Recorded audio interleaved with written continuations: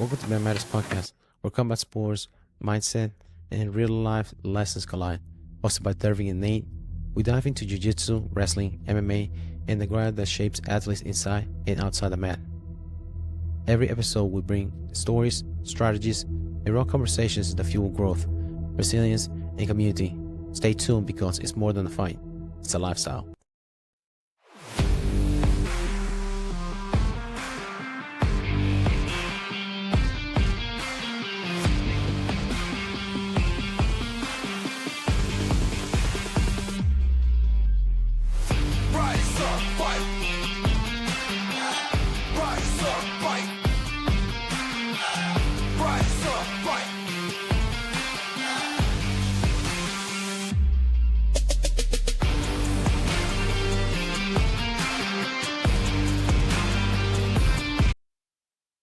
What's up, everyone? Welcome back to Man Matters Podcast. Today we got a special episode, not just because of the topics we're diving into, but because we have a returning guest in the studio.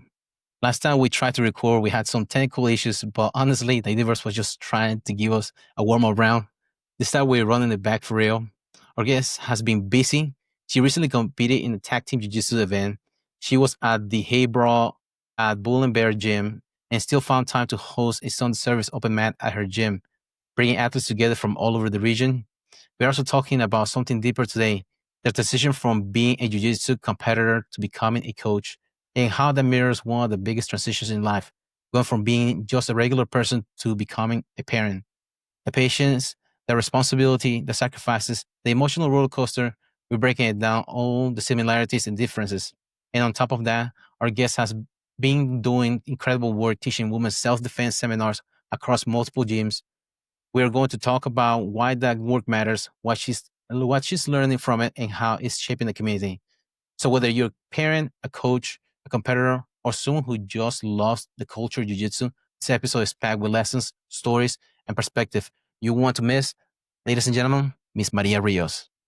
Yo, how's it going? Thank you so much for having me back on. No, it's a pleasure. Pleasure is ours, man, having you here, man. You always break some knowledge with us. I try to. How's it been, man? Since we talked last time, you said you were competing in a tag team tournament. Yes. That was a championship. Yeah. This last one that I did was a 2-person tag team event. The one I did before was a 4-person. So there's 4 people on the team, but this past time it was only 2. And it's wild. It's pure chaos. In my opinion, it's so much fun. It is chaotic though, especially because like where we did it in the there's not a lot of room to go anywhere. It's a very tight, a very small space, and literally I feel like it's just pure chaos. Like I was joking around with some of the girls at the event and I was like, this is very similar to like the feeling of like getting jumped because, like you're in there, let's say you're in there and you're going with the person from the other team and they tag in their partner and they have like a couple seconds, a 5-second countdown to hold you down while their partner comes in and jumps on you however they can, and you're just trying to like bail on that person and start fighting this person. And it's a high pace event. There's just like no downtime unless you're pinned on the bottom of somebody that is really big and you can't move, like to tag out. But even then it's just like, it's like nonstop. And, yeah, it was wild. And literally, like, think, the total time spent that we like were in the pit was about like maybe an hour. So if you think like training, high intense rounds going in and out. So you're like, adrenaline's going up and then you're like having a couple seconds if you get tagged out to like collect yourself, and then you're jumping back in because your teammates tagging you back in. So it's just like a roller coaster. But it's so much fun, and I love it too because the environment, like the energy of of everybody that's there. The music's really loud, everybody's yelling and cheering, and like people are like banging on the side of the pit. So for me, it is a very chaotic thing, but it's like a lot of fun. I don't know how else to explain it. It's like just pure chaos, but fun chaos. It's an experience I would recommend for if you're down for stuff like that, just to try it once to get in there. But afterward, like for both times that I did it, oh my God, I felt like I got hit by a truck. My body was just like, I was like, "Oh my How God, do you score? I've trained hard before," but you just feel like literally like, I don't know, like you were, almost doing like MMA sparring. You're just like so beat up. You're like, "I need to soak in an Epsom salt bath." Maybe it's just because 'cause I'm older, I don't know, but I literally felt like I was like, "Damn, that really." It took like a day or 2 to, like, recover from this last one. I think too because it was less time on the side because there was only 2 of us, so we were, tagging each other in back and forth, trying to do Yeah. that. How do you score in the match? When you like score by submissions? Yeah, so well, you score by submission or you can push the person out of the pit. Okay. So either one of those will get you a point, and then, let's see, that's pretty much it. Sub or you get pushed out of the pit. Yeah. How many And matches do then you get that day? so I think I can't remember. They did time us, I think. Or it was the first one to I can't remember if it was a timed round. So you get paired up with a team and whoever wins goes to the winner's circle and then whoever loses goes to the loser's circle and they have a Mhm. chance to, they fight each other for basically like you would in a regular bracket, like first and Yeah, second fight consolation? yeah, like for first and then the two other ones will fight each other for second and third.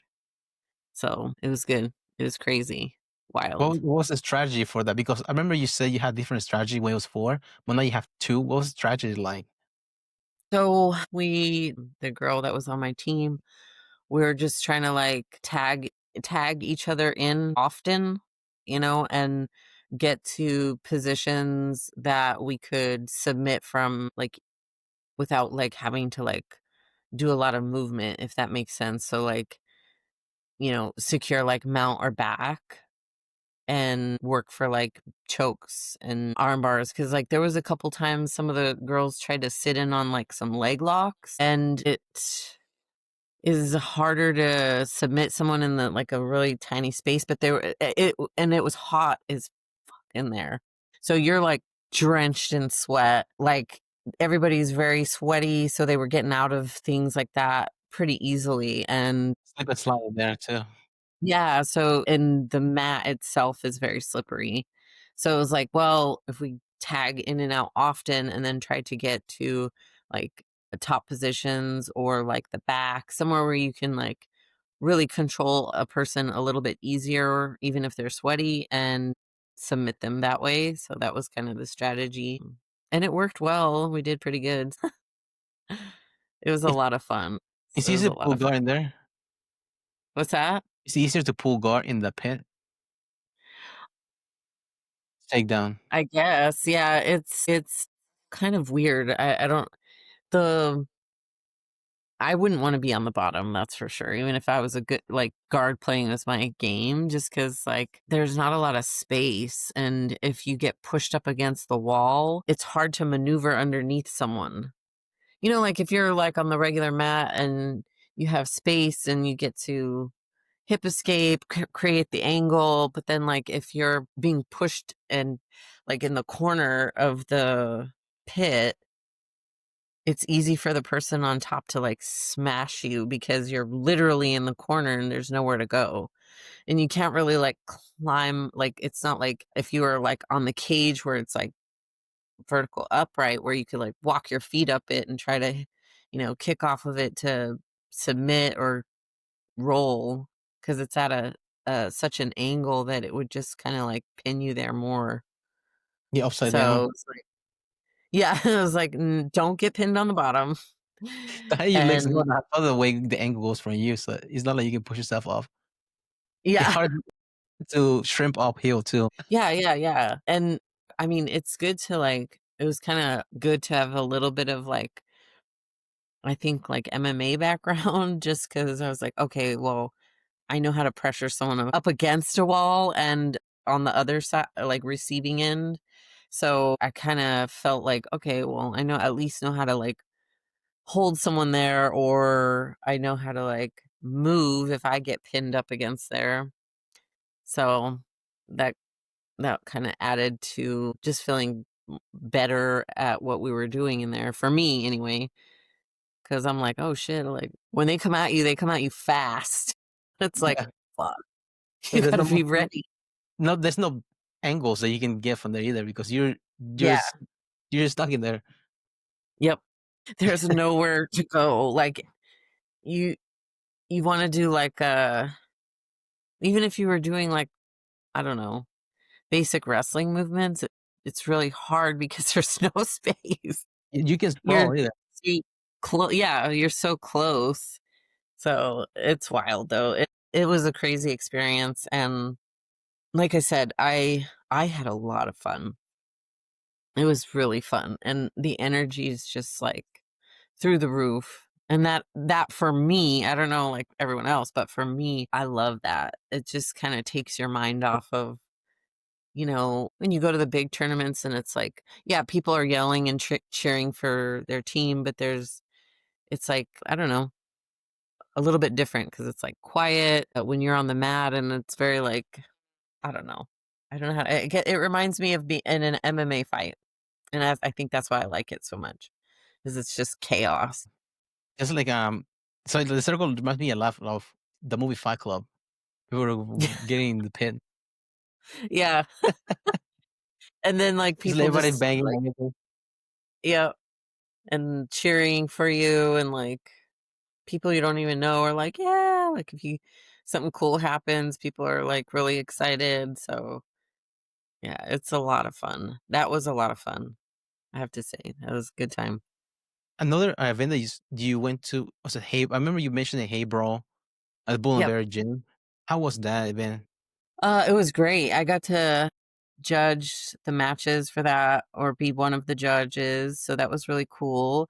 The event turned out amazing for its first time, like, the owner, first time doing it. He ended up getting, just because of the uncertainty of the weather at the time, he ended up doing octagon inside of the gym, which was great. There was tons of room and it was set up really cool. They put a lot of work into the setup. So there was still hay there. So, like, there were chairs and then bales of hay people could sit on to watch the octagon. And he did, like, a lot of cool lighting and, like, decorated the gym really cool. So you'd had to seen it. It was really neat. And he had, like I said, like, lighting. He had, like, laser lights and, like, other lighting that he had gotten, so it was, like, I don't know, the atmosphere was really cool, and the music was good. It was fun. It was a lot of fun, and there were some really exciting matches because of the money that was involved. It was like, "Dang, $1,000 for fight of the night, and then for the best submission." And that's, like, a lot in comparison to some of the other tournaments that, or super fights that are around. I think that was probably the highest paying one so far. I don't really know actually, but that I've heard of. So it was like people came out there and they were like gonna put on a show, and there was some really good matches, which was really awesome. It was That's a good fun. incentive. Do you ever hear about World Series of Jiu-Jitsu? There used to be one, like, 2 or 3 years ago. What They used to give money out. Even for the kids bracket, they used to give, money Oh, out. really? Yeah, I mean, one of the kids at the gym, he was excited because he was going to lose some money. I think he got, like, $100 for it, or Oh, because the wow. kids No. bracket. But That's awesome. they I've never heard of that one. Do they you still do it? No, they went out of business last year, I Oh, think, early last year. If you give me away oh, money, that's they don't be getting no money because it's kind of like Naga, but actually they pay the competitors that win, and then according to how you qualify, like how many you win in the East Coast, you qualify to nationals and stuff like that, or different areas. You qualify for a bigger prize at a different area. well, that's cool. Yeah. But they got closed down? Yeah, they went out of business because they were able to. It costs a lot. I mean, paying for referees, venue, paying people for the working the event. So everything costs money, especially you traveling a lot too with all the equipment. Yeah, So it's difficult to run it like that. I don't think people understand that how much goes into some running some of those events. They think, like, they don't realize that it's all of that, like how you said, like, it's the venue, it's the referees, it's all these different things that you have to put into it in order for it to function and function well. You could Yeah, run a crappy tournament and you know, people aren't gonna wanna go to things like that, but it costs a lot to put on a good tournament. it's That's a why lot I of was moving like, parts. "Dang." Huh? It's a lot of moving parts for it. Yeah, a lot of moving parts. That's It was really cool. The hay brawl was like, I was impressed. I was like, "Dang, this turned out really, really good," and the turnout was pretty decent for it being its, like, very first one. I think if he does decide to do another one, it's gonna be an even bigger turnout, Mhm. but it was fun. It was a lot of fun in general. Like, it was just I had a good time being there, just watching the matches, and just it was, like, a fun time. And we weren't there super late, which was my favorite part. I'm like, "This is great," and, like, the tournaments run super late or the events do, like, Yeah, ugh, and I'm like, "I wanna go home and go to bed and, yeah. t You need to do just jiu-jitsu stay up." stuff. They Yeah, can't. it's great. Like, it's not fun when it's super late. For me, anyway, I'm like, "Ugh." Uh, is this the first like jiu-jitsu event altogether, or the first event with that theme for Bull and Bear? First ever Okay. thing like that. Yeah, I know they've had, like, little in-house tournaments for the kids maybe, but nothing like that. That was the first time he put something together like that. So it was really cool and well thought out. And I mean, he switched it, like, at the end and saved it, save, like, with a quick save with getting the octagon in there and stuff because it was going to be an outdoor event, and then it was like, well, the weather is unpredictable. So if we have an Motivation. outdoor event and then it rains or something like this happens, and then we're going to be screwed. Yeah. So he didn't risk it. And he just went ahead with getting the octagon. And then it just ended up being really, really cool. So I was like, wow, It's a this is quick pivot. impressive. Yeah, like, really good, quick save. And it just turned out really good. So it was a lot of fun too. It also the Yeah. thing about it is also good for the competitors. If you have competitors in your gym and you bring competitors, they don't have to travel. Your guys don't have to travel, and they get some matches too, which is good too. Yeah, hell Events yeah. like that. Everybody, because you're used to having to go, like, 40. I mean, I know, like, Toro Cup is about, well, for the people around the area I'm at, is anywhere from 45 minutes to an hour away. And then if you're going to any other big tournaments, usually they're within an hour, 2 hours or more. So it was kinda cool, like, a lot of the guys got to get in on the car, or on the card to compete, and there was quite a few people. Well, obviously, the people that came in to fight them from other gyms in the surrounding area, so that was cool. That's always a bonus when you don't have to travel very far. Yeah. What do you think about gyms doing a lot of events like that for competition? Because I know Gorami, they do a lot of events like that for competition. Like you said, the Yeah, tag team, they do like blue bells, bracket, sometimes yeah. different events. Like, what do you think about gyms that do that? I mean, it's kinda cool. It's in many for many reasons, I think, like, if they can hold one and they can run it well, time like in a timely manner and everything's like, the brackets are good or whatever, it gives people a chance to kind of get their feet wet in competing and just like test it out, before they go onto like, let's say, an IBJJF tournament or one of the big tournaments.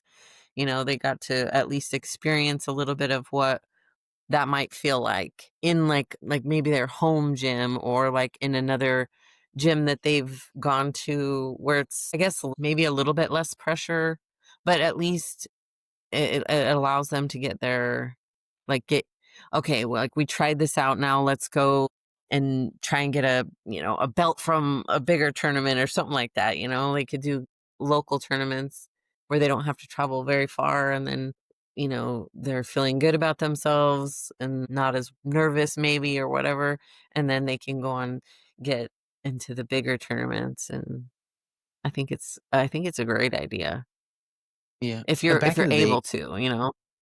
yeah, you have the time and you're able to get some matches in. No high risk Yeah. as far as like losing money wise too. But back in the day, this guy I talked to, Yeah. he used to be he's from Brazil, and he said that the way, because the affiliate were so big, these different gyms used to meet at one place, and they used to have like kind of like wrestling team, or like other, you try to find the starter of the weight class, and they used to go against each other to run their own bracket, so you can also do the simulation matches for certain big terms. So IBGF coming up, so they have simulation matches with different affiliates, with same affiliate but different gyms, Yeah. but they were so big, and now it's hard to have to, because there are so many affiliations. So it's hard to have big affiliation with different gyms nowadays. But if you have find with different gyms that have different affiliation and get some test matches, especially ADCCs next month too, like in Charlotte. No. So that will be a good Yeah. for some of the guys to, they might run into the bracket in ADCC or maybe not, but at least getting prepared for a East Coast ADCC event, Yeah. which is going to be tougher. Yeah. I totally agree.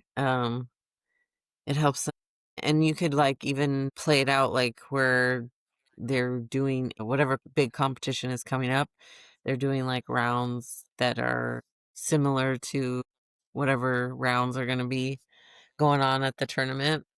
Like for Sunday service this past weekend, and I think he's going to do it for the next couple of weekends. They're running like a ADCC rounds. So, like, just with the rules and stuff like that, and if you want to, get in on it, you just like, he separated the room, and this side is doing, like, specific training, and then the other side, we're doing, like, rounds like you would if you were gonna compete at the ADDAC, and, I thought that was really cool because it's like, okay, so you can kind of, like, prepare with a bunch of people, like, you don't really, like, train with all the time, so it gives you, like, that feeling of, like, "Oh, I don't really know, like, this person's game," similar to when you're gonna compete, and then preparing for the rule set that is at that tournament. Yeah. Also help you break plateaus doing that way. Your Oh, game yeah. can be so stagnant. Like, because you go against the same people, but if you go somebody else, like, you see what really works or what doesn't work in your game. Yeah, and you're also, like, what really works doesn't work, and then having to adjust to somebody their style that you're not used to. Or there's like maybe they're very flexible and you're not used to rolling with very flexible people, or maybe they're just whatever it is, super good at wrestling, I don't know, and you get to like you have to adjust quickly and to try to Yeah. win. That's exactly how a tournament would be. Yeah. Um, I used to not roll with girls, not because I'm a sexist, but because I feel like I was so whole, like I'm afraid of like hurting them. But they also have to get used to being, because they're more flexible, to be able to get like Yeah. different angles to get like entries in different attacks. But that's something like, because usually with guys, they have different flexibilities on certain stuff, especially the bigger guys, the shoulders, they're not as flexible. So you go for Kimura and stuff like that. But when you do against girls, you have to be able to switch it out fast. Either Kimura, armbar, triangle in that sequence, or something else, take the back to go to different attacks, because they're different. Yeah.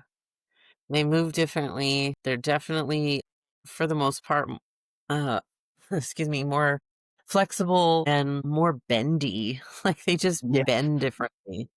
They're like, it's harder, in my opinion, sometimes it's harder to like pin some of the ladies because they're, just the frame is a lot smaller. So you have to like have more control because if you don't, then the slightest space that you leave open, they're moving out of it, with like a bigger person, if they're like on the bottom or the top, they don't have to like try so hard to close the space because their body's just bigger.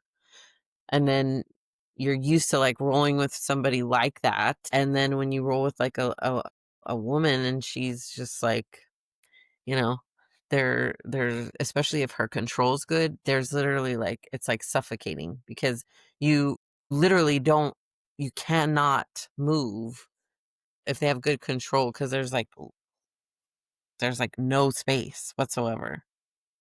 It's And like because they're yeah, because they're like the same size as you too. Does that make sense? I don't know if I sound yeah. confusing, but It's kind of it's like like, huh? an octopus, because you think you have it like pinned down, and you can go like it's the same size, but they have different um way to be able to like squeeze out of stuff. For example, like guy, you can just fly him out, like pin him down, be able to like go for different decisions in attacks. But for if you have to be able to um cover all your bases when you go somebody that like somebody flexible. Because like dude, like especially north south, like I'm okay here, but then some north south they get in your back from there, even though you're on top. It's like what the hell?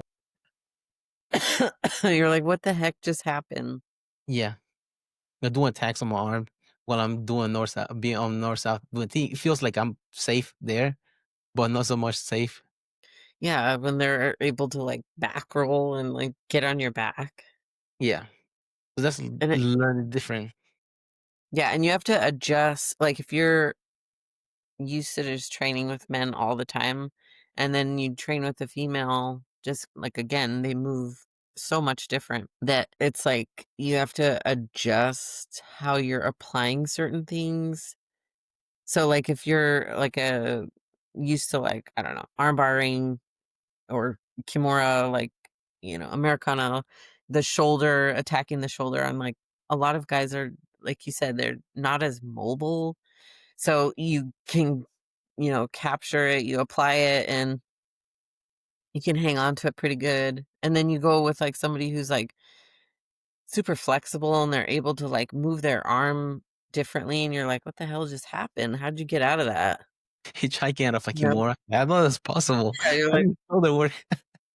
how'd you get out of that omoplata? Like your arm was in the back of your head. And then Not they're out, you're just like, "Oh," yeah, you have to, like, tighten it up way more. yeah. You have to get your shit together, be able to Yeah, fly it the right way. yeah, there You have to take all the slack out of there. Kinda like whenever you wring your shirt, try to wring this sweat out. If you don't wring it all the way out, there's nothing comes out. You have to make sure you take all the slack off to be able to yeah, get a tight technique. Otherwise, it doesn't work. But that's going back to true. the open mat for the uh, Sony service, how was that? You hosted it recently in the gym? Oh, it was amazing. There was, like, 60 some people that showed up. It was, Wow. like, crazy. It was such a great experience, and the vibe was wonderful. Everybody was rolling, and nobody got hurt. It was like I said, the vibe was great, there wasn't, like, any, like, you know stupid ego people there just like trying to win at open mat. Yeah. But everyone was training hard and the drills were amazing. It was great. I was just like, wow. When you like leave somewhere and you just feel like that like real high, like dopamine when you're just like, oh, that was great, man. Like everybody had a good time. Everybody was rolling and training hard. Everybody left satisfied, sweaty, it was great. I loved it. For some reason, I thought only they were having one gym that event because I was looking for like where's the location for this? I see Sunday service all the time, but like where are they located? Is it the Oh, different so gyms? this is how they're running it. They do most of it. So they do 2 Sundays or 3 Sundays. And it's either 2 or 3 at Bull and Bear, where it originally started with Dakota and, I think Anthony, but I know Dakota started it.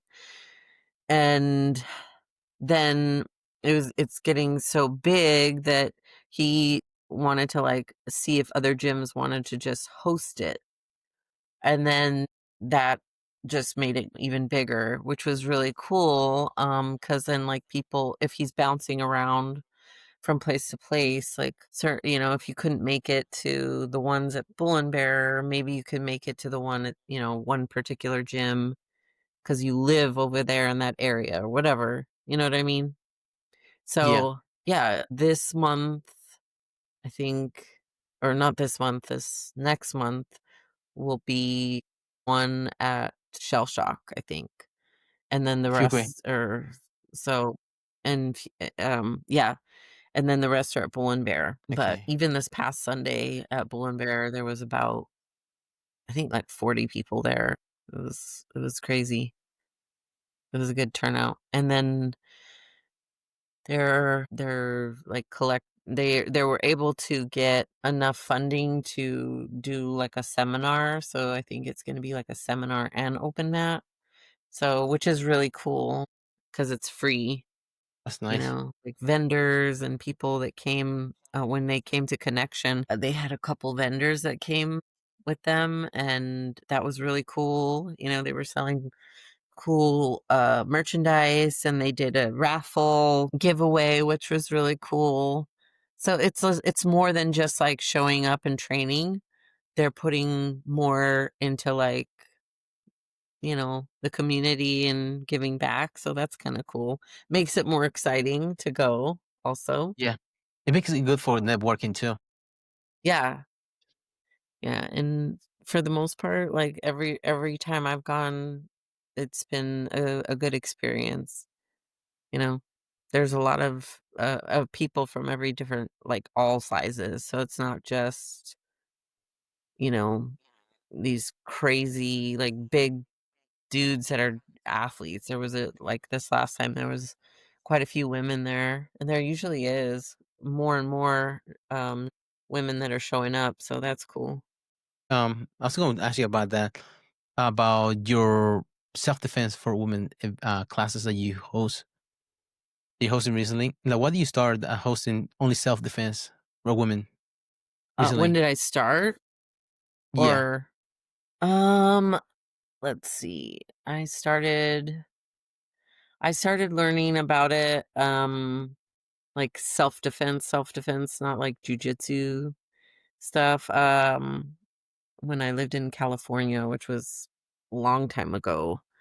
And the person I worked for, the gym I worked at, we would do events at like high schools in the area. So we had gone to Santa Monica, a couple different high schools in Santa Monica, and in Hawthorne, California, the area where the gym was. And he had access to, like, I don't know if you've ever seen one of those big suits. It's like they use them for, like, I don't know, Krav Maga, maybe? I don't know. Oh yeah. It's like a huge padded suit, like a And like helmet. you just want to kind of Yeah, those things well, to it fill looks in like them. that, like a bite suit, but it's padded. So, like, you can actually, like, beat the crap out of the person in the suit without really hurting them. It's like a Like, riot it's gear. yeah, it's like riot gear. It looks like that because and then we would go to, like, the high schools and, do demonstrations and stuff. And then that's kinda where it started for me, and I just kinda was, like, wanting to help more, and so I started volunteering at, like, women's shelters and stuff like that. I did that when I lived in Jacksonville and in New Mexico. Just, I don't know, give a little bit back, a little bit of knowledge, but And my thought was like, I would rather it be realistic. Like, you see a lot of self-defense out there, but then you have to sit and think, like, is that really something that would be effective in a situation where you were being attacked? Yeah. And also You it's a know? disservice to the people if you do some sort of self-defense because you're putting them in danger more than actually helping them be able to defend themselves. Yeah. And you wanna do stuff that is gonna help somebody survive the situation and get away from it. Like, I would never want to, like, encourage somebody to stand and bang with someone or, like, if you had to like, if you think about, like, and if you're in that situation, you have to be prepared to fight for your life. But let's think about the what you're gonna remember to do in that moment to get away, Survive that moment and get the heck out of there. So when I started doing it, I started looking up ways to help not only like physically help you out of it, but like ways to prepare yourself. Something as so simple as like paying attention to your surroundings, knowing the statistics of like attacks on women or just knowing more will help you, in my opinion, be better prepared and you could take like preventative measures if you felt some type of way about a situation, you know? Yeah. And then, yeah, so that's kind of where it started. And then I ran a couple courses or classes here in North Carolina, and I'm always open to helping people if they want help. What has been the feedback that you received from the recent competition classes that you have? Uh, the recent comp class is really good, and I'm actually doing another competition class, Nogi, on this Sunday, which is the 20 something. No. The Yes, the 23rd. November 23rd. It's gonna Yeah. be at Cape Fear Jiu-Jitsu in Fayetteville from 2:30 to 4. And the last time it was a great turnout. There was a bunch of women that showed up and they were smoked and everybody had a great time, trained hard, so it was a lot of fun. And yeah, a so buddy of hopefully mine, she goes there. I know you, Jessica Newton. Yeah, yeah, she's awesome. Yeah. She's super awesome. She's the one helping, put it together and stuff. Yeah. I'm always willing to go out there and help her. She's asked me and I'm like, "No problem." You know? That's what I think we need more people like that to try to build the community, like, just start putting shit together. Give a place for people to go and train hard and, network, meet other people, and do it consistently, you Yeah, know? don't be afraid of having the first not people showing up. That's always the first like barrier for like certain Mm. classes because one of the guys at the gym recently started like offering classes for people at the gyms that told him like no, don't get discouraged, just like keep showing up and people will start showing up eventually. You just Yeah. keep on going in. That's you're absolutely right. Like, just the first time it may not be the best turnout, but consistency will help it grow. And if you're into like people can tell, I think, if you are running something like that and it's kind of like you're into it, you're excited about it, they feed off of you and you just make it like, I mean, a fun experience for everyone and everyone's getting the work that they need to get and everybody's training hard and they leave happy and completely exhausted, then those are the ones that they're gonna be like, "Oh, fuck yeah. We're gonna come again for sure." Do you want to discuss why creating safe, empowering spaces for women in jiu-jitsu matters? Creating safe and empowered spaces for women.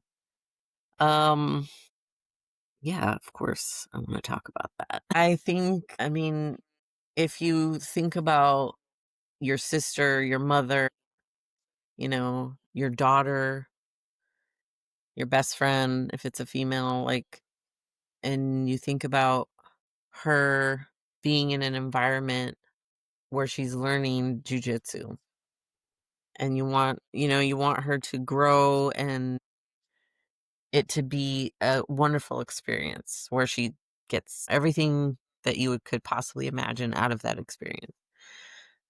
Well, what is gonna provide her that?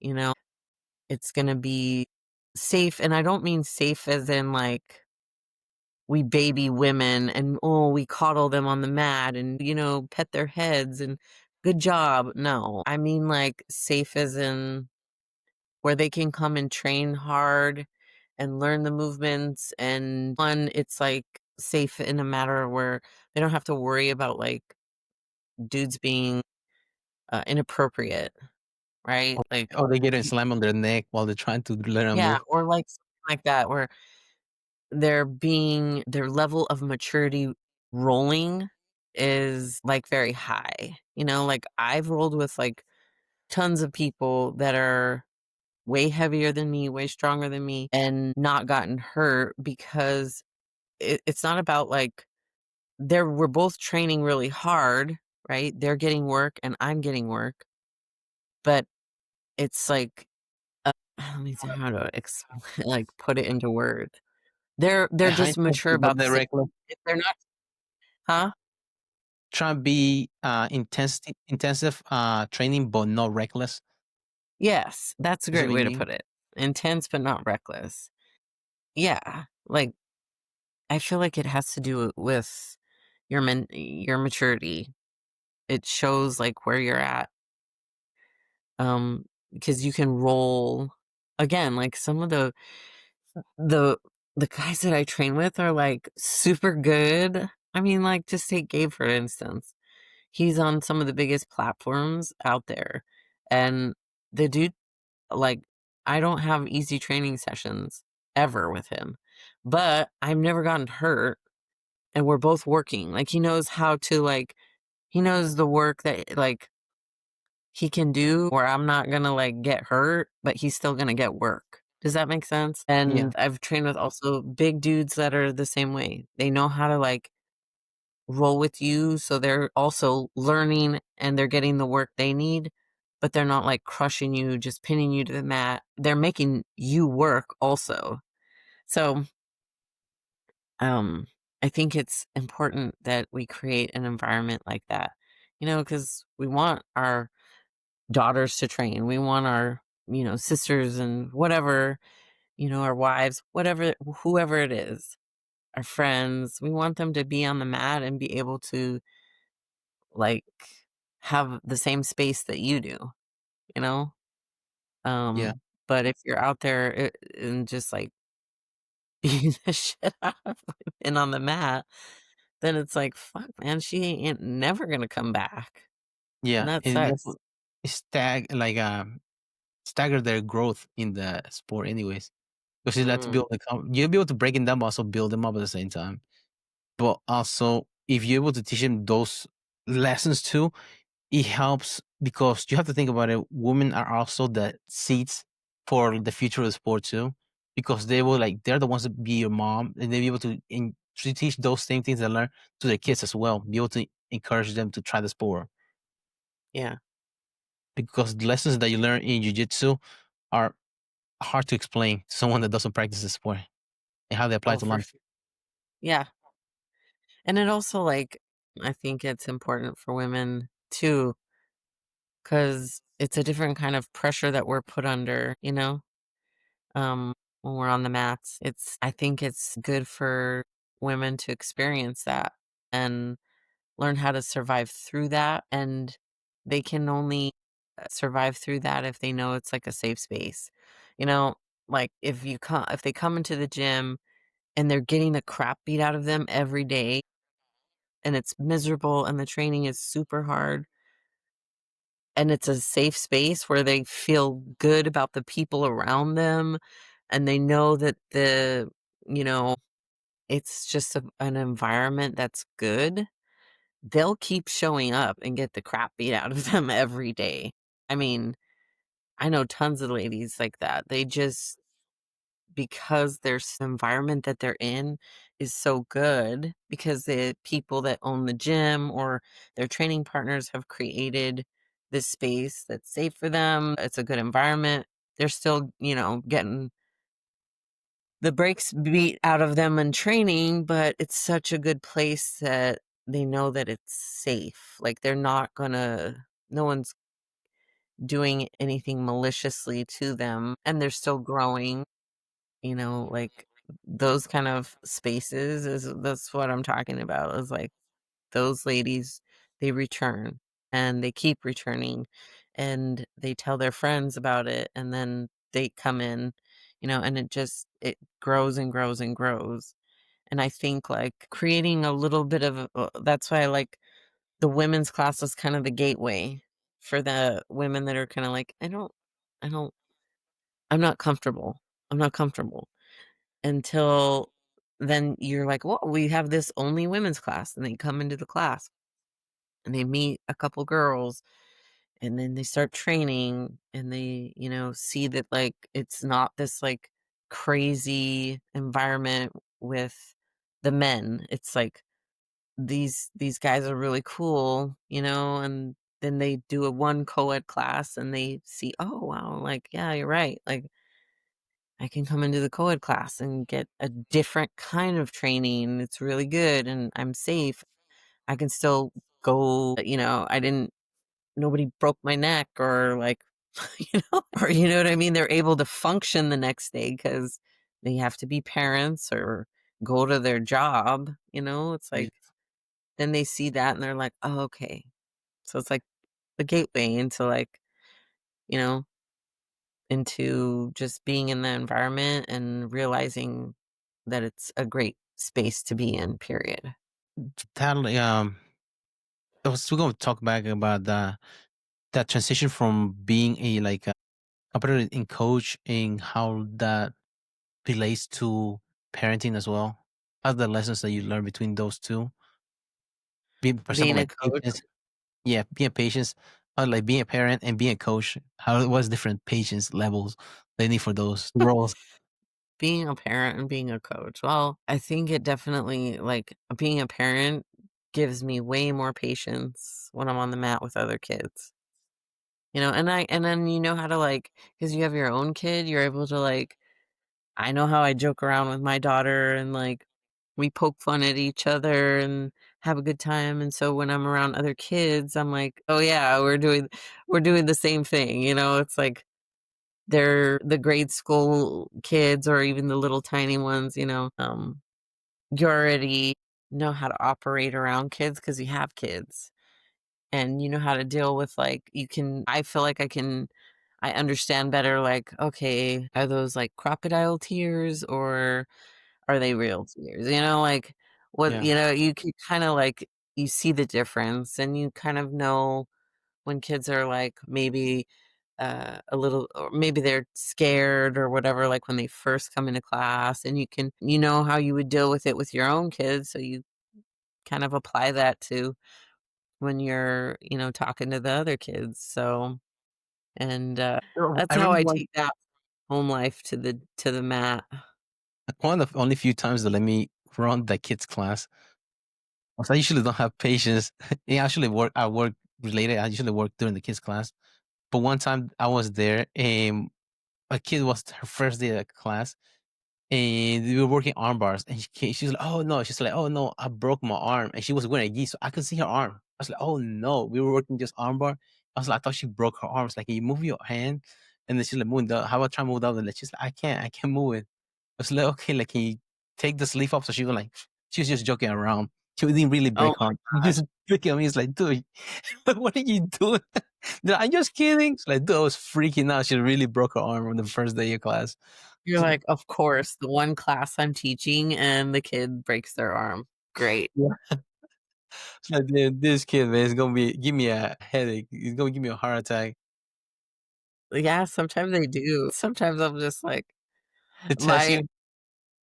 I God, I think it's like too when kids feel comfortable around you, they will definitely push a little harder, just like your own kid, like, they test, like what they can get away with when they're comfortable. I'm just like, "These little mother suckers." Like, "What?"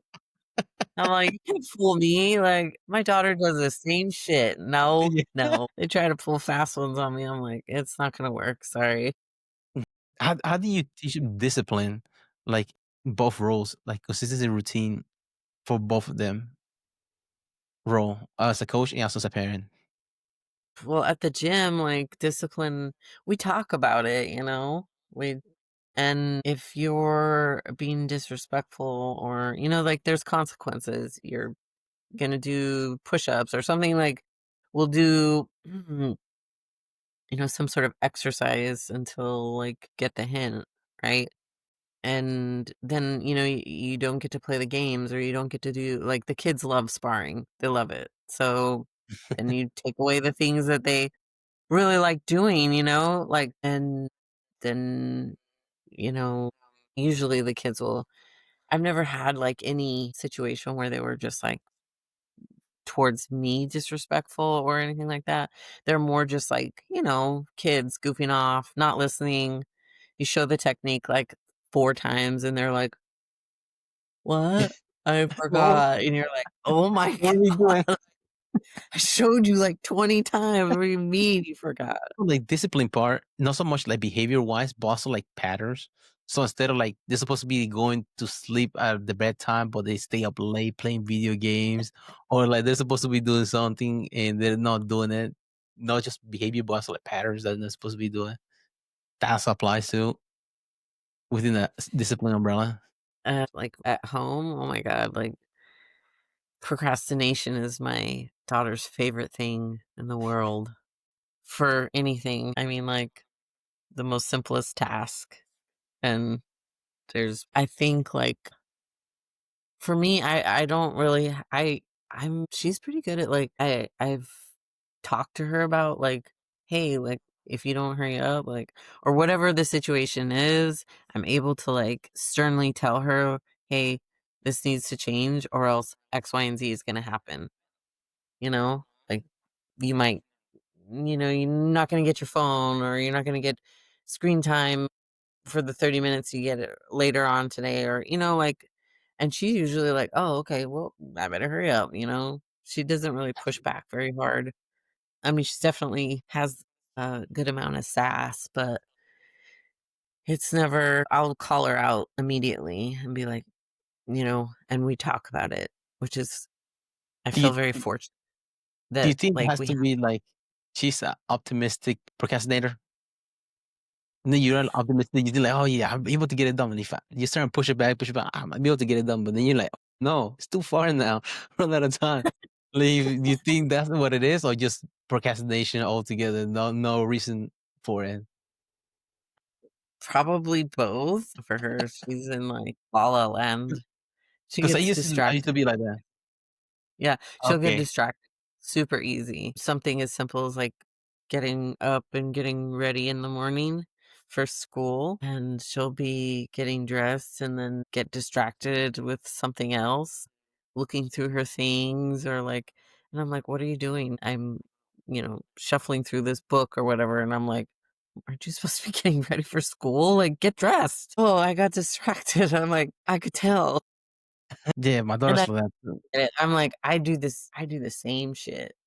And I Yeah. tell her that. I'm like, "I know that it's frustrating, but you gotta try to focus." I'm like, "I get it, because I do the same thing." I'll start cleaning one room, and then all of a sudden, I'm putting one thing away, and I'll end up in the kitchen, and then I start doing, like, 4 things in there, and I'm like, "Fuck, I need to finish doing what I started doing." Yeah. But They start looking for yep, exactly. I do that shit all the time. Or I'll have something and I'll remember, "Oh, you know, I needed to do something in the laundry room," or whatever.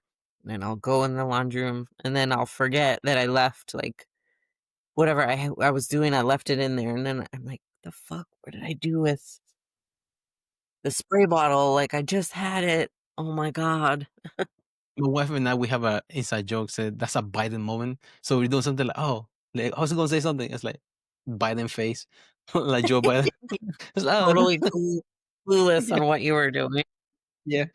It's like, I just left the room. I was coming here to this other room to get something, but I forgot what it was. Then I go back to the room. It's like, oh, I remember what it was. And then go back to the room you're going to. It It's like, happens all the time. All the time. back to the coach and parenting. How important is like to letting go of like your students letting learn certain way, and also as a parent teaching your kids um certain things, but also you letting go for them to learn their own way. Well, I know okay, so I can that this is a great example because with my daughter, I don't know if you've ever seen the movie Ferdinand. Have you ever seen that movie with the I bull? saw a long time ago when I first came. I watched it in the theater. Well, Ferdinand is a bull, Is it right? John And Cena? he's the biggest bull out of all of them, right? Mm-hmm.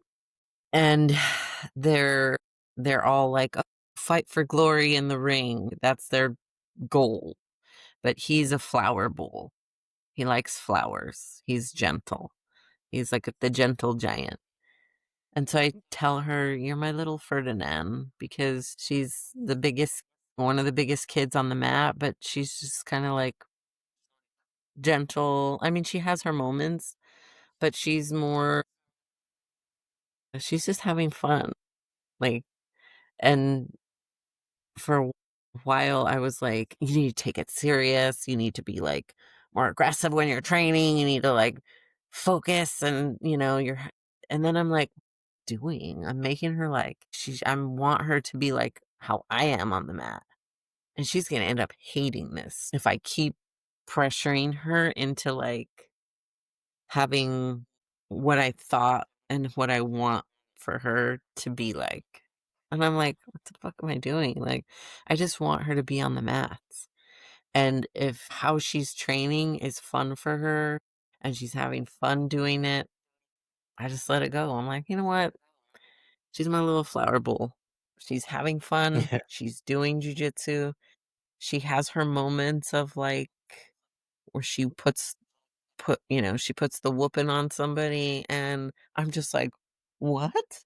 That's awesome." And I encourage her, and I'm like, "I'm proud of you for, you know, getting out there and pushing yourself." And then outside of that, I just kinda, like, let her do her thing because for a while, I was kinda, like, getting on her about it, and I'm like I was frustrating my own self, and then I'm like, I had to take a second and be like I'm just, like, reflecting on myself and what I'm doing, and I'm like, well, I'm literally, like, trying to make her be something that she isn't right now anyway on the mat, and then if I keep doing this, it's gonna make her hate the sport. She's not gonna wanna come. She's not gonna wanna be with me at the gym when we're there.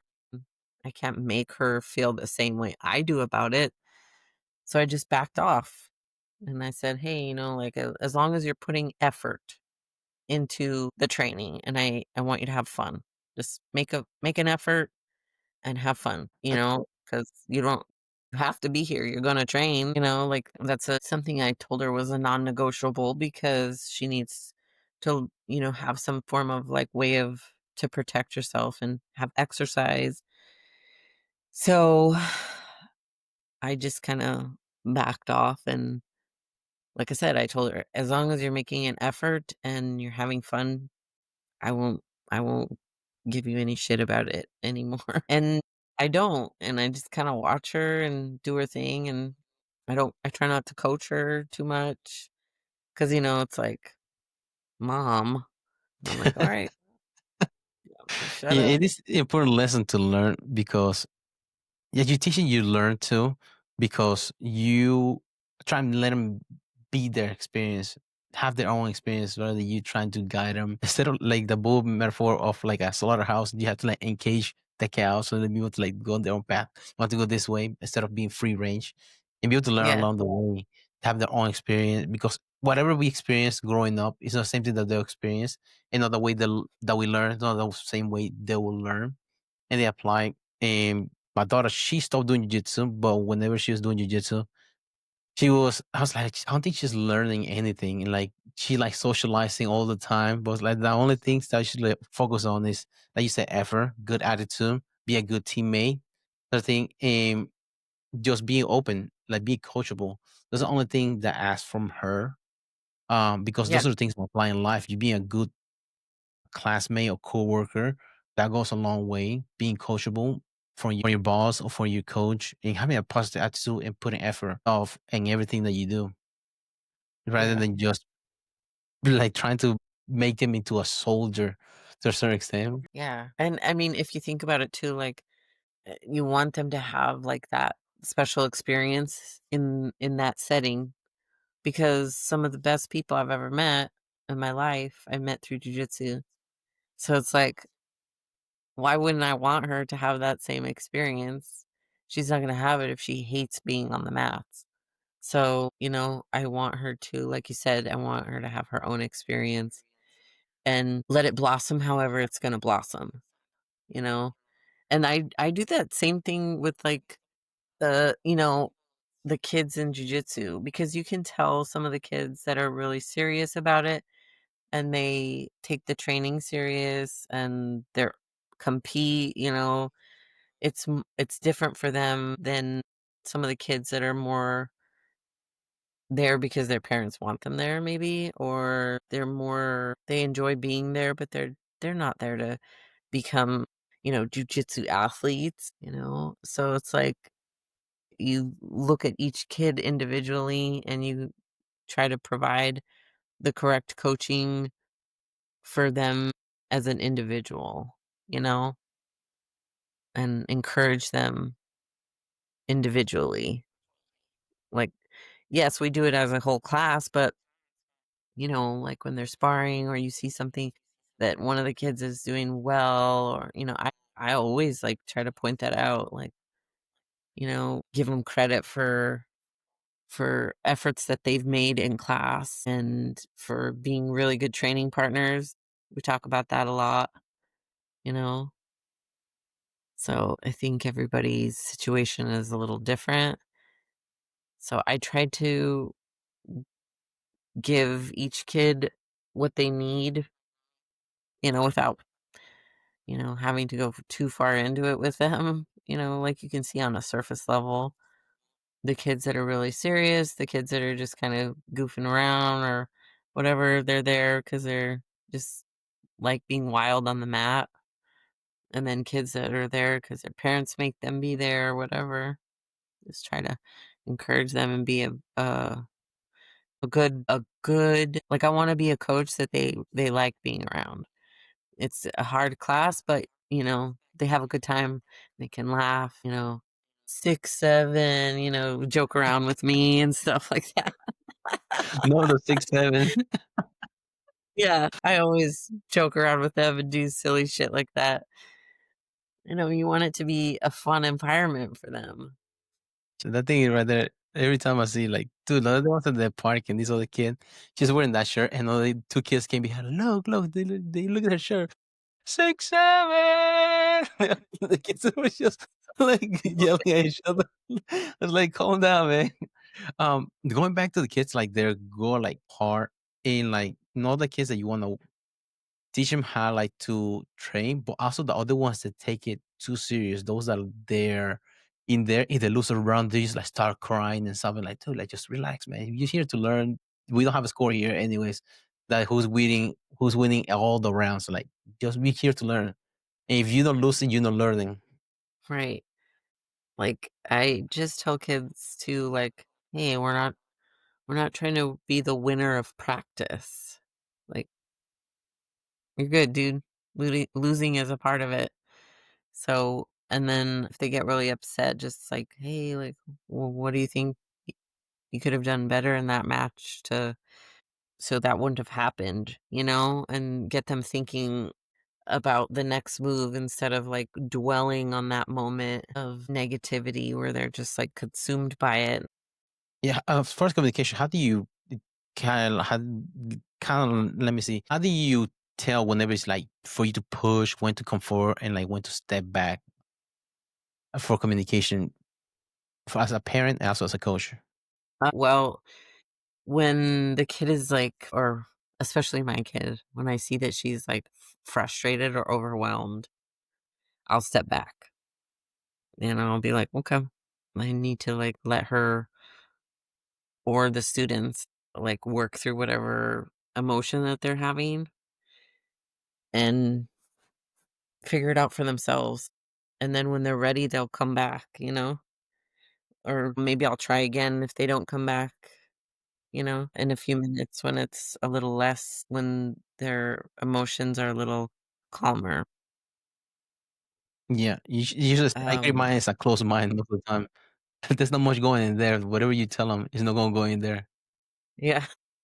And then, like, that's when I'll usually, like, take a step back when I see that they're frustrated or overwhelmed. But also, like, if they're super frustrated, they might need a little bit of, like, comfort. Like, "Hey, like, you wanna" just step in with, like, a friendly or comforting tone of voice and kinda, like, see how what their thoughts are, where they're at in their head. Uh, I just with my daughter, I just try to talk to her very openly. I'm like, "Are you frustrated? Do you need a second? Okay. Alright, I'll come talk to you in a second." As long and I tell her too, like, like I tell the kids at the gym, just if you're frustrated and upset or whatever, that's fine. You can be all those things, but that doesn't mean that you get to treat other people like crap or be a jerk on the mat just because you're frustrated. If you are and you need to take a second, then you need to say that, you know? That way people are aware that you need a second to get your shit together. And I tell the same thing to my daughter. I'm like, If you don't open your mouth, I don't know what the hell's going on." You have to be able to say, "Mom, can you just get away from me for a second?" And I'll be like, "All right, cool. Yeah, I'll leave you alone. I respect that. Like, just tell me what you need or else I don't know." So I try to apply some of the same things to the kids at the gym too, because they're not all, I mean, it's not rocket science. I feel like if you talk to kids more, they'll give you what the answers you need to help them. You know what I mean? And some kids need to be dealt with, like, they need a stern, uh they need you to talk to them sternly without, like, any gentleness, I guess, because maybe I don't know what their home life is like, but if you are soft with them, they'll just run all over you, Yeah, I heard that before. and so, you're just like you just have to have a shorter tone with them or just make sure you're on them, and they do fine, you know? So it's kinda like with all the personalities of all the different kids, you kinda have to, like, juggle between doing a few things, like, This is gotta like be a firm with emotional this roller kid. coaster. Yeah, yeah, you gotta be more firm with this kid and a little bit less firm with this one, you gotta make sure that this kid over here is not breaking people's arms because he doesn't know any other speed besides 1000%.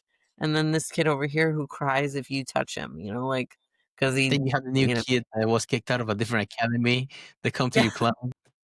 yeah. So you're just like juggling all these different things. I think that's like, kids instructors are just like, there's so many reels out there about kids instructors because you're responsible for having to make all these one you want, you're basically like the puppet for the parent, like the parent that wants their kid to be an athlete. Oh, you better produce an athlete. Yeah. The one that wants, whatever it is that the parent wants for their kid or looked at as the person who has to produce it. You have to be like So the have you it's, seen the movie Split with, James uh, McAvoy? He I have, like, haven't. different personalities. That's what you have to be like whenever you're, like, instructor for the kids. You have to different personality. Patricia, that stern one, they had Which that yeah, I know the one you're talking about, yeah. Yeah, you have to be that kind of person to be an instructor for the kids class. Yeah, 'cause you're juggling all the kids' personalities. You're like, "Fuck, dang." But I think if you just I love kids, so it's not hard for me to, like, be there, you know? Does it get frustrating sometimes? Of course, but, like, it gets frustrating dealing with adults too, you know? Yeah. I think that's, like, anywhere. I heard recently, I can't remember where I heard from, that we don't have setbacks. Most of the time we have inconveniences. That sometimes they just mount so much that it feels like setbacks, but they just little inconvenience. But if you look at Yeah, it as setbacks, you overwhelm you too much. Rather looking at I agree. It is. They're not, they're little hiccups, not really anything that you should cry over, or get overwhelmed about. It's not the end of the world with it. um what lessons from coaching have helped you as a parent and vice versa? Lessons from coaching that have helped me as a parent, figuring out different ways to explain things so that way my daughter can understand what I'm trying to relay to her. So, like, when you're like teaching technique, sometimes people don't, they need to relate to it different. So I can kind of like when you're teaching like Uchimata and you're like, okay, you're gonna like swipe your foot like you're scraping something off of your foot, like you stepped in something and you're now scraping it on the grass. That's how you sweep your foot when you go between the leg, like you just try to make a connection with the technique to something they relate to outside of it. So they're like, oh, that's how I move my body. Duh. Okay. And so I use that. I try to do that with my daughter. Like I try to think like, I'm like, okay, I'm not explaining this well, or I'm not communicating this in a way where she's like understanding what I'm trying to get across. Let me rethink how I can say it that she'll understand it better. And then I'll think of things that she can relate to try to that she relates to, and that will help under her understand what I'm trying to get across. So that's helped me with, her. And I think just having like knowing that like I when I tell people certain things like at the gym, I kind of have to have patience and understand that not everybody's gonna like with my daughter. She's not gonna like feel the same way I do about things. So I always take that when I go to teach class. Sometimes I'm always like, I can be like, man, like, why don't you understand how to do this? Like, I don't get why you don't know how to, or why don't you, i- it's for me, it wasn't hard to like, uh, I don't know how to explain. Like, I don't have a problem rolling and being more aggressive rolling. I don't have a problem. I don't take it personal when people roll hard with me unless I feel like they're genuinely trying to hurt me. And then I'm like, wow, that fucking sucked. I will never roll with that person again. But like just outside of that, I don't I've if someone rolls hard with me and it's a good roll, I'm like, oh my God, that was awesome. I don't take it personal.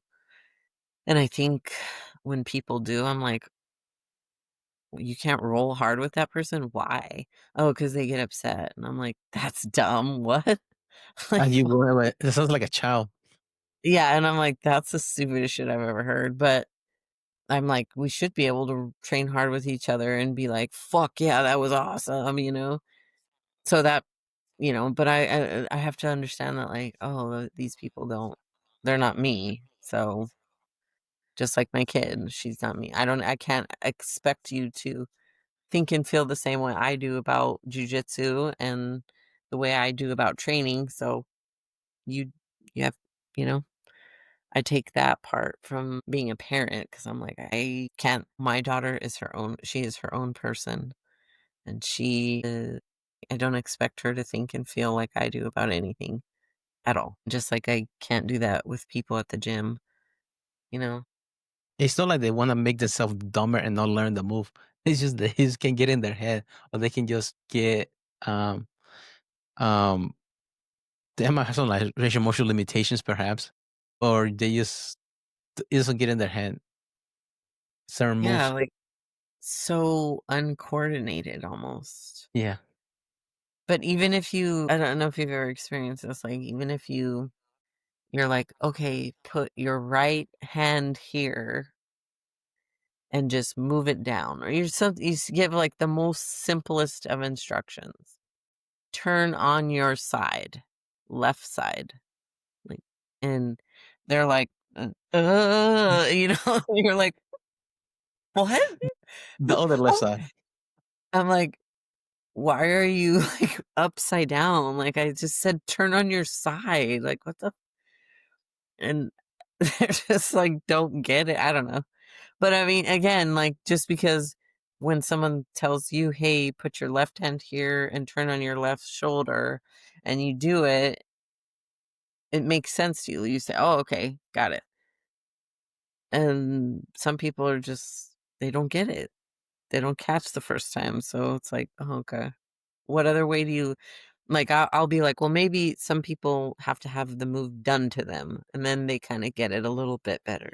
Okay. And some people need to see it several times. Some people need you to go up to them and tap them on like this. They go, this arm, put it right here, you know, and so they Yeah, visual like, oh, okay, here's that physical cue. And then you know what I mean? Like I do that to people all the time. Like I'll tap on their where, you know, the leg that I want them to move. Cause you could say move your left leg and they'll be like, they'll move their right arm. And you're like, yeah. It's not Twister. that's not your leg, but okay. Yeah, there's a usually a side control scheme that I usually like to teach people.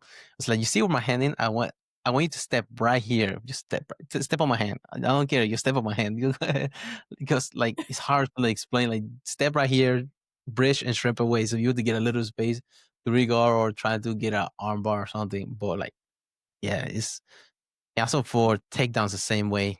Okay, I need you to go right here and then I want Yes. you to do Oh my this, god.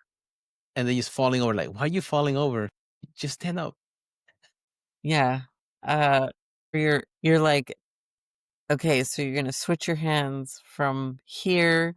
You're just literally gonna switch where your hands are to here. You're just moving them, right? You're gonna switch from, and then they're like, where? And I'm like, you're just you're moving like one hand. You see where that hand is? You're gonna put your other hand there now and move that hand. You're just switching places. And they're like, like, Yes, yesterday I was trying to teach somebody a TP choke of a triangle. So I was like, okay, so you hands up, you lock your hands behind your knees, and you need to kick your feet above your head and behind you, so you can get your hips up. And this person just kept kicking their feet away from themselves, like kipping. I was like, why are you pushing away? I want you to keep your knees together and kick above your head so you can lock the TP choke. Nope, just kicking away, like bucking out. It's like just like you're doing back roll, just do that on your back. Nope, it wasn't getting through. I was like, ah, and that's where like trying to relate something, you know, like if you try to relate some sort of movement that's like a normal movement to yeah, people and they kind of get it. Like I'll tell people like I'll be like we're teaching like a takedown, like a double leg or something. And I'll be like, okay, have you ever squatted before ever in your life? And most people are like, yeah. And I'm like, okay, so when you have the bar on your back, do you lean forward or do you try to keep your head and shoulders and everything stacked on top of your, you know, like good posture, right? That part is good posture. And they're like, yeah. And I'm like, well, imagine you have the bar on your shoulders and you have to lower your level because people will dip their head forward and they'll try to shoot in like this. And I'm like, that's not changing your level. You're just tilting your head forward. That's why you get guillotined all the time. And I'm like, imagine you have the bar on your back, right? You're not going to squat down like that or you're going to crush your head. and they're like, "Oh, okay, bend your knees." Yeah. Like, So you stuff like like to the that, work. like, need, I like, usually have the them. I usually have 'em, the what? I usually have 'em shoot against the wall to keep their head up. Oh, nice.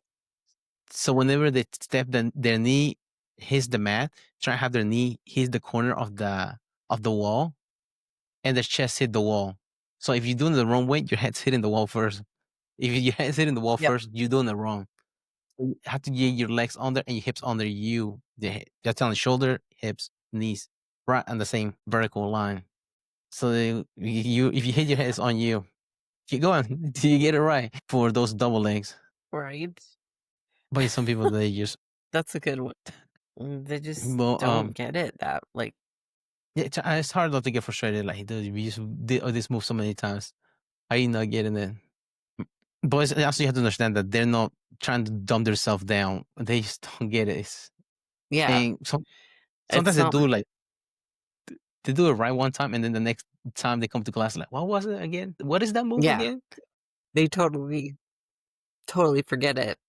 Like, "Yeah, well, you have to drill it." Or people, it's totally off subject, but the what if people. What Hmm. if so what if this happens? I'm like, "Well, that's a whole different scenario, my friend. Do a bunch of different things from there." And I'm like, "Jujitsu is a game of what if." Hmm. Like, what if I don't know how they're gonna react. What if they do that? Then you do this. What if they do this? They do the I'm like, "God, Yeah, make it that's simple." beauty of the sport. But you cannot get tangled up in the what if. Otherwise, you never learn that initial moves that you're trying to learn. Yep.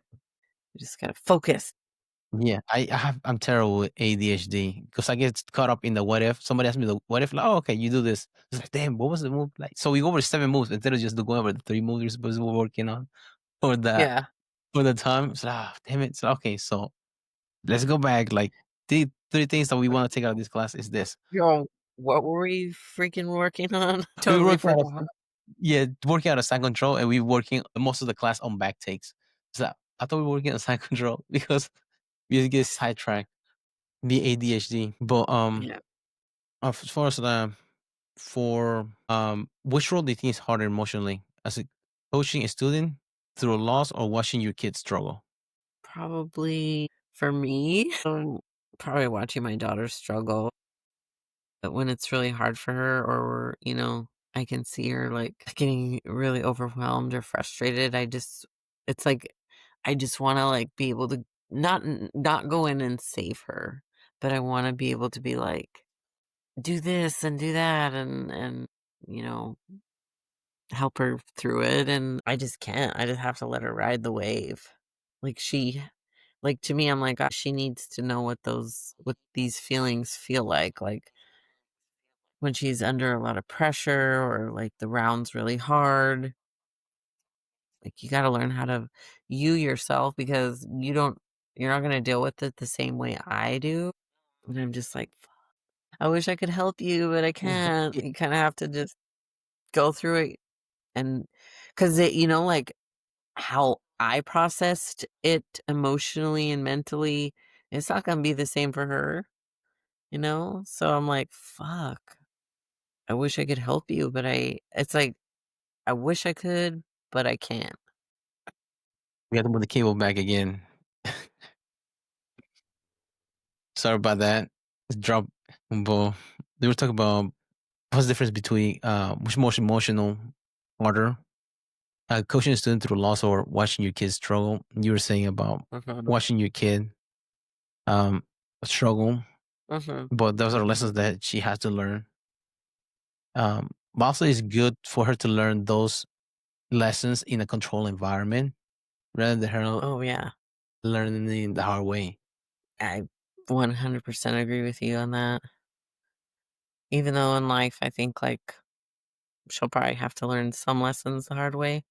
Because I know I did, so I'm just assuming she will too. Hopefully, she'll listen to me, but probably not, as I didn't listen to my mom, you know? Yeah, But Yeah, I think that's definitely more hard that's harder for me emotionally. 'Cause, I mean, as a parent, you wanna be able to, like, help guide them through anything, or you wanna be able to, like, shield them from any kind of heartache or suffering. We were talking about the just lessons. You were teaching. You have your daughter teaching those hard lessons in the mat, but yeah, I think you do a great job because you're teaching her how to handle those emotions, and also you will help her in the long run to make that right decision, even though it might not be the easy decision to. Well, sometimes things are easy to make, but not they're difficult to do. Make it happen. For example, like getting up early so you can get more things done is an easy decision to do. Make the decision, but doing it is not the easiest thing to do. But you do a great job of having her learn those lessons. And when other decisions she had to make, whether A or B, she hopefully make the right decision because of what you taught her along the way. Okay, we're back. Oh boy. But how do you balance being firm and compassionate in both areas? Man, I take every day, one day at a time. It's not easy. Not only are you trying to balance, how you feel as a person and your emotional roller coaster of whatever's going on with inside yourself, but another person too, especially as a parent or an instructor, you're there to like guide, lead, teach. You're somebody that these little kids look up to, or your kids look up to for guidance, safety, you know, a person they trust, so it's like, uh, for me, it's like, oh man, that's a lot. You gotta check in with yourself and, do the best that you can every day. Like, I try not to think of it as, like I said, one day at a time. Because if I think of it in like a big picture, sometimes it gets a little overwhelming. So you were saying taking day by day help you to stay level and balancing being between being firm and being compassionate on both areas. Yeah, I mean, I think, well, each day is like presents a different situation. There usually aren't no 2 days are the same, especially like with your kids. You never know like the emotional state they're going to be in, whether they had a good day at school or something happened there, or, you know, anything really. And our each kid's home life is, at the gym is different, so you just never know. So you got to take it one day at a time.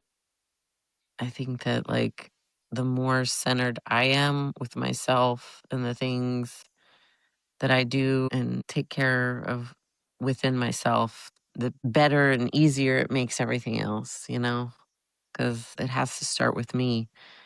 And then I can project positive or negative energy, right? But so I try to make sure that I'm projecting what I want to receive, you know, and that's not always easy. So you got to check in with yourself and, like I said, take it one day at a time. Parenting is not like easy. I mean, you're basically in charge of like navigating this person or helping them navigate through life. I mean, that's tricky. That's really tricky. Yeah. Do you think the concept of taking one day at a time and not 2 days are the same? Was the same applies with roles? Because not two roles are the same. Oh my God, 100%. And every day is different at the gym. Yeah. It's like some days, you're absolutely right. Like, they're good, they're bad, they're ugly, they're spectacular.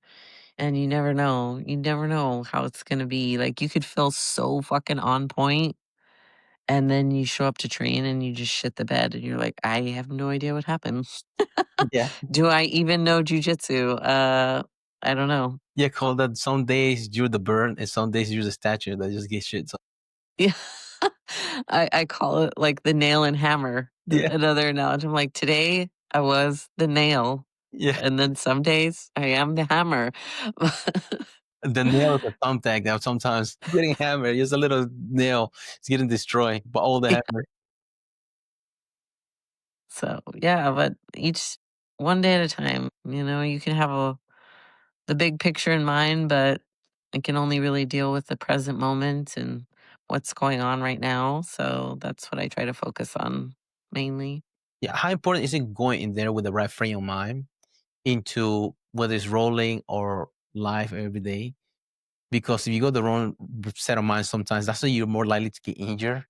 Oh, yeah. Well, I mean, like, which is hard sometimes because sometimes you're tired. Sometimes you didn't sleep well, you didn't eat well. There's a bunch of shit going on, and you still show up to train, and you kind of have to have maybe sometimes some days you're having a harder time pulling it together when you're on the mats, and some days it's not as hard or whatever. But it's like for hard training, I'll tell you what I do. I For competition classes, I know that it's going to be tough every time. Especially, like I'm older than everybody, I'm not as fast as everyone. But, I, instead of being like putting yourself in a state of mind where you're like, fuck, this is going to just suck. Like, I know it.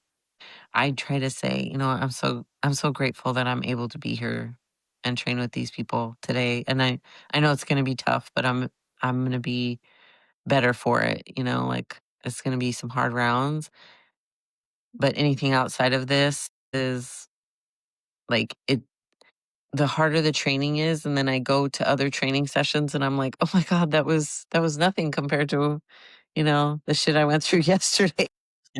Or you know what I mean? You're able to survive different kind of really intense and tough roles or situations because of those moments.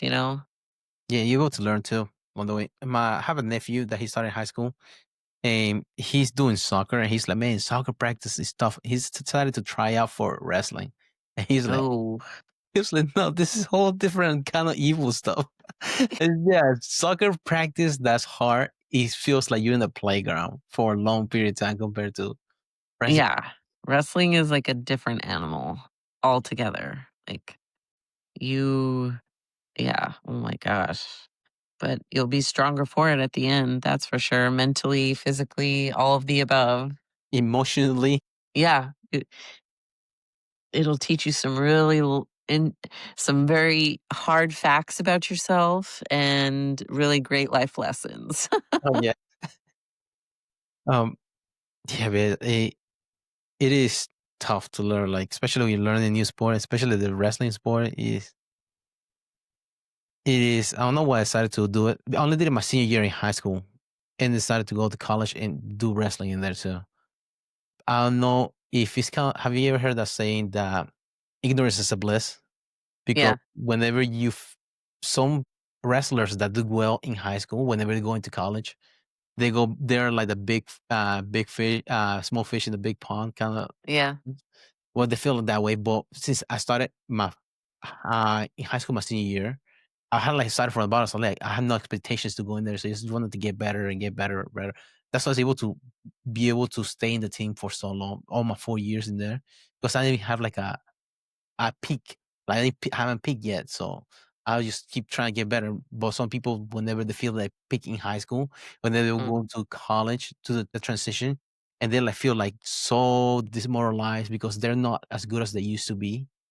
Sometimes you yeah, think it's the same way in jiu-jitsu. Some people that are good, they were good in high school wrestling, and then when they go into jiu-jitsu, like they have the blue belts, blues, or that's what yeah, from white to blue. They feel like when they go to blue, they don't feel like they're as good as they used to be compared to yeah. other roles. Yeah, well, they're not at the same stage they were when they were in high school or whatever. I was actually talking to another training partner and also a black belt I think he's in his like 50s, but just talking about the different stages of training that you go through, like you have to adjust your training and your jujitsu or whatever it is that you're doing to what you're capable of doing right now. So like I was saying, like uh I'm not as I'm not slow, but I'm not as fast as I was. And like different things have changed within my body and stuff like this, as from when I started to now. So it's like you have to adjust the way that you train. Like now I work more on like pressure and like controlled, like super being heavy or, like when before it was like a lot of movement, quick movement, fast passing or whatever. Now I'm like, okay, pressure passing and being you just have to adjust. You can't get upset because it's like, hey, like your body's changed. That's okay. Or whatever happened in your life. Maybe you had to take a break. Maybe whatever was going on, and you just adjust to it. You adjust the training and you figure out like, okay, I'm not really great at this thing anymore. Doesn't mean I'm not going to try to do it, right? And it's not like I'm going to stop doing it altogether, but I got to adjust to make my game stronger with the what I'm capable of doing right now. Like and letting go of how it used to be. It's like you can't be like a have you ever watched the movie Napoleon? No, I have not seen it. The last Napoleon. one, Well, he has an uncle who's stuck in the like his uncle's used to be a football player and he's like stuck in the past. Napoleon Dynamite. Yeah, yeah. Yeah, But okay. he's like back, and he's Yeah, the uncle, whatever his name is. Like you can't be that guy. Like you're not gonna, you're gonna train differently and than when you first started. Especially the more you change up the game. Like yeah, because you know more and you like to, like when I first started doing jujitsu, I loved, doing triangles on people. It was like, "Oh, yeah, this is like my favorite submission ever. And now I'm like, oh, I love, you know, totally different. I like trying to like set up head and arm triangles and knee bars. Like, you know what I mean? I'm like, I really like trying to set up the leg locks now. And I'm like, okay, totally changed from when I first started doing, but yeah, it's a fun roller coaster ride. yeah. This is really important that you mentioned about letting go of things to be able to get better. Kind of like Yeah, Spider-Man, whenever he swings from his spider webs, in order for him to get swing to the next web, he had to let go of the last one. Otherwise, he'd yeah, be stuck in the same spot and he won't be able to swing nowhere. And just yep, stretch out too much and he just gets stuck in the same place. But in order to keep going forward, he had to let go of the last web. Same thing you yeah, just do. that's a good analogy. I like that. I'm gonna use that one. With great power comes great responsibility. Well, you have to let go in order for you to keep going forward.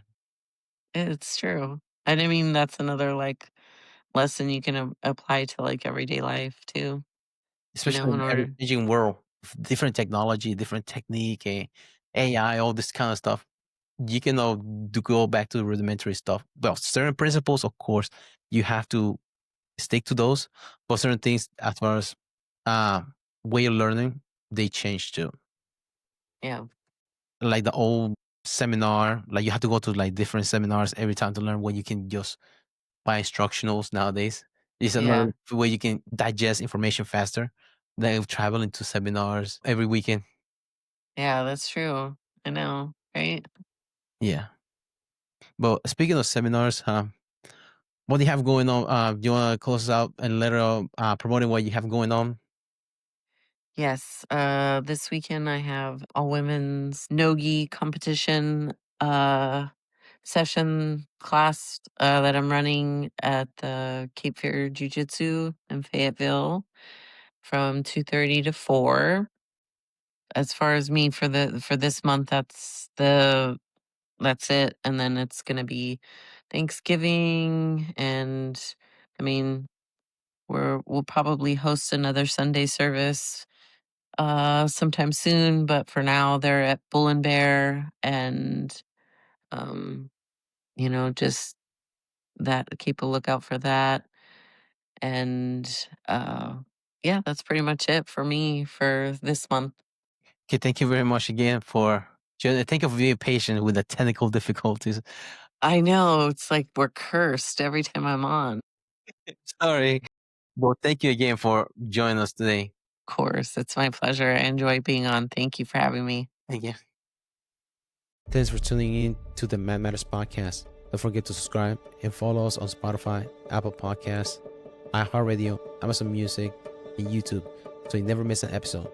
Drop us a review, share with your training partners, and keep rolling on and off the mat. Until next time, keep fighting, keep learning, keep growing.